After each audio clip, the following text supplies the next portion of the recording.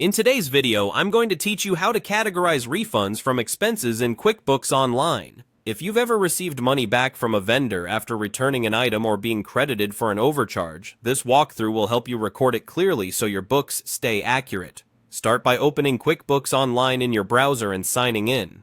From the left-hand menu, head straight to the Banking or Transactions area, then into Bank Transactions. This is where your connected accounts feed in new activity. Make sure you're looking at the correct bank or credit card account, and check the For Review tab so you can work with the items that haven't been added to your books yet.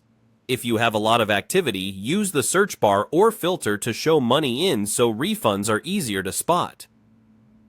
Find the refund in your bank feed. It will appear as an incoming amount, usually from the same vendor you paid originally. Click the transaction to open its details. Then select the Categorize option. This is the key step. You want to categorize the refund to the same expense account you used for the original purchase. Doing this offsets the original spend and keeps your expense totals accurate instead of inflating your income.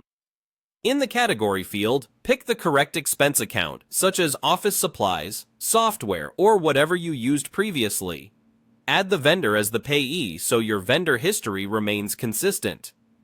In the memo, write something clear like refund for original purchase or invoice reference. If the original transaction included sales tax, mirror that tax treatment here so your tax reports stay aligned. When in doubt, check the original expense in another tab to confirm the category and tax settings before finalizing. If you have documentation like a refund receipt or credit note, attach it to the transaction for easy reference later. Once everything looks right, save the transaction. You should see it move from For Review to the Categorize tab. That means the refund has been recorded as a reduction of the related expense rather than new income. A quick tip: avoid categorizing vendor refunds to an income account because that can overstate your revenue. Keeping it in the original expense category gives you the most accurate picture of your costs.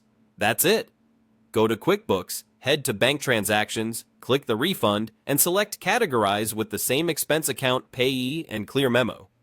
With these steps, your books reflect reality, your reports are cleaner, and reconciliation is smoother. Thanks for watching, and I'll see you in the next tutorial.